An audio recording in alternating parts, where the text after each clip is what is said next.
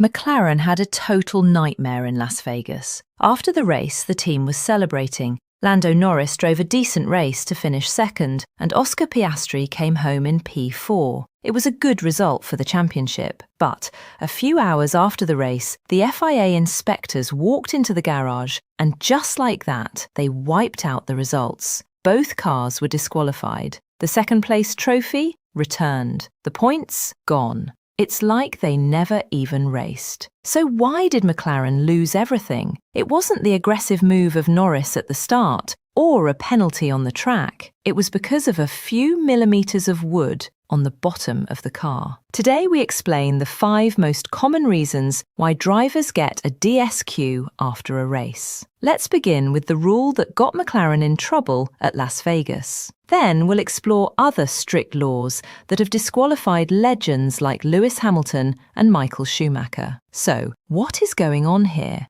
Why does this keep happening to the best drivers in the world? It comes down to a thick book of rules called the technical regulations. It is huge and it is strict. And the people who check these rules, the scrutineers, do not care if you are a world champion or a rookie. They use lasers, scales, and chemical tests to check hundreds of parts on the car after a race. If one of those parts is wrong, even by a few millimeters, you are out, disqualified, 0 points. Now you might think F1 cars are made of space-age carbon fiber and titanium, but the trickiest part of the car? It's actually a plank of wood. Underneath every single F1 car, there is a long, flat board. In the old days, this was actually made of wood. Today, it is made of a tough composite material called permaglass. This board also has a piece of titanium at the back. When you see those cool sparks flying on television during a race,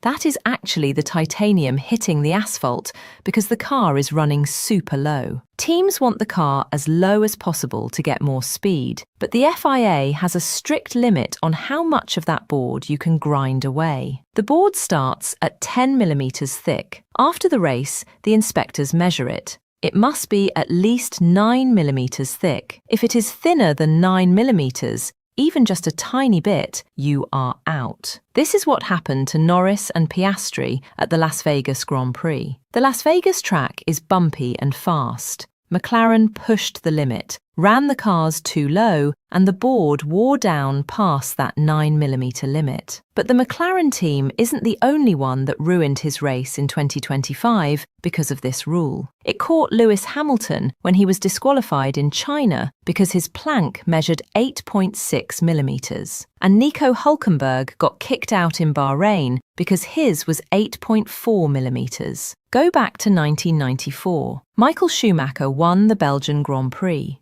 But hours later, the inspectors found his plank was too thin. He argued that he spun over a curb and that scratched it. It didn't matter. The FIA and its rulebook don't care about your excuses. He lost the win. It sounds weird to lose a race over a piece of plastic and glass, but the rule exists to prevent teams from operating the cars at dangerously low levels. So, that's the plank. But sometimes, the car isn't too low, the car is too light. This brings us to the second most common reason for getting DSQ after a Grand Prix, the weight limit. This rule is the most black and white rule in the sport. Right now, an F1 car, plus the driver, has to weigh a minimum of roughly 800 kilograms. The most famous example happened last year at the Belgian Grand Prix. George Russell drove an incredible race on a brave one-stop strategy. He nursed his old tyres to the end and crossed the line ahead of his teammate Lewis Hamilton. But then came the inspection. At first,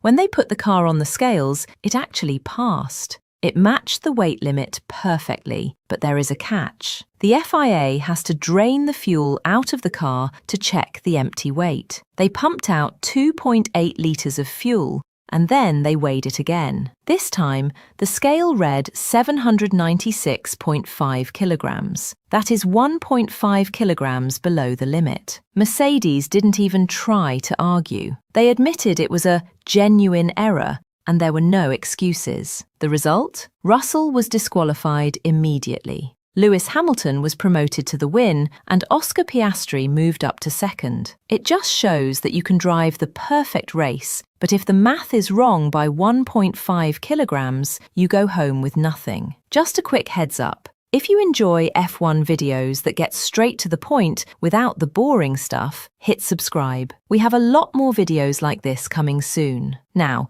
let's look at the fuel rules. Weight isn't just about the car and the driver, it's also about the juice that powers it. Imagine losing a race because you couldn't pump a single litre of fuel out of the tank. Formula One teams obsess over weight. We just talked about that. So, they don't want to put in a single drop of extra fuel. Fuel is heavy. Every extra centilitre of fuel slows you down. So, the engineers calculate the fuel down to the very last drop. They want the car to cross the finish line basically empty. But the FIA has a rule. At the end of the race, they must be able to pump 1 litre of fuel out of the car to test it in the lab. They need to check if you're using illegal chemicals. If the tank is dry, or if they can only pump out 0.5 litres, you are disqualified. This feels like such a silly mistake, doesn't it? It's like running out of gas on the highway. But in F1,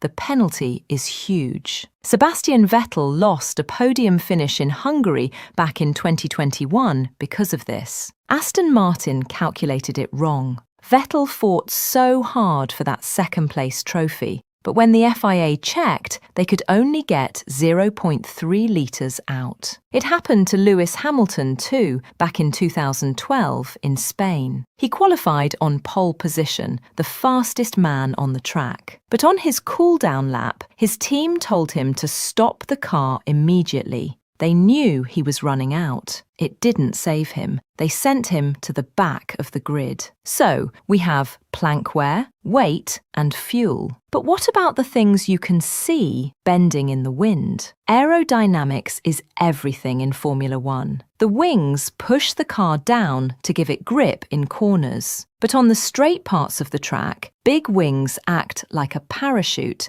They slow you down. So teams try to be clever. They build wings that are stiff when the car is stopped, but bend when the car goes 335 kilometers per hour. If the wing bends down, it reduces drag and makes the car faster. The FIA doesn't like this. They want the wings to be solid, so they have these crazy tests. They hang heavy weights on the wings to see if they bend. They use special tools to measure the gaps between the wing flaps. It happened to Lewis Hamilton in Brazil 2021. This was the peak of his massive title fight with Max Verstappen. Hamilton had qualified P1 for the sprint race. But then the car went into the inspection room. The issue was the rear wing. When the driver presses the DRS button, the wing opens up to make the car faster. The rule is very specific. The gap can be a maximum of 85 millimeters. To check this,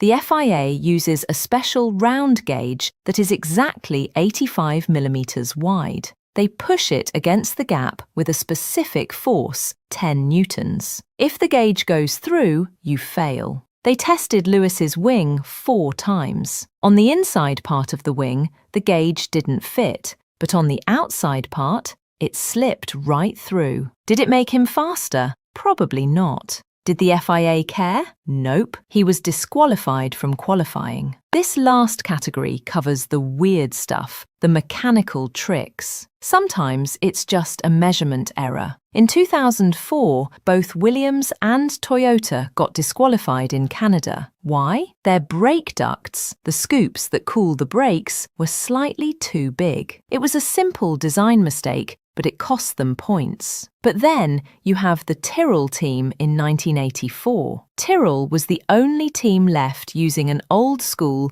non-turbo engine. Their car was naturally very light, too light. It was way under the weight limit. They wanted to race it light, to be fast, but weigh it heavy to be legal. So they came up with a plan. They installed a water injection tank to cool the engine. During the last pit stop of the race, the mechanics would hook up a high-pressure hose to fill this tank. But they weren't just pumping in water. They were pumping in gallons of water mixed with heavy lead shot, tiny metal balls. When the FIA investigated, they found something even worse. They analysed the water in the tank. It wasn't just water. It was a mix of water and aromatics, which included illegal high-power rocket fuel additives. They were cheating on weight and secretly refueling the car, which was not allowed. The FIA went furious. They didn't disqualify them from one race. They threw the entire Tyrrell team out of the whole 1984 championship. That is the ultimate disqualification. But many people believe this penalty was political. Some think the FIA targeted Tyrrell because they wouldn't use turbo engines. They believe the scandal was a way to push non-turbo cars out of the sport for good. Whether that is true or not, it remains the harshest penalty ever given in Formula One. So what is the one lesson here? Why did Norris and Piastri lose everything in Vegas last weekend? It comes down to the most brutal rule in Formula One: strict liability. In this sport, "I didn't mean to" is not an excuse. You can spend $100 million on a car. You can drive the perfect lap. You can have the best strategy in the world. But if a single bolt rattles loose or a piece of plank wears down by the thickness of a fingernail, it is all over. At the end, the stopwatch tells you who is fast, but the ruler tells you who is legal. It is cruel, but it is also what keeps the sport fair. If they let one person get away with being 1 kilogram underweight, everyone would do it. But I want to know what you think. With the news about McLaren in Vegas and George Russell earlier this year, do you think these rules are too strict? Let me know in the comments down below. Thanks for watching, and I'll see you in the next one.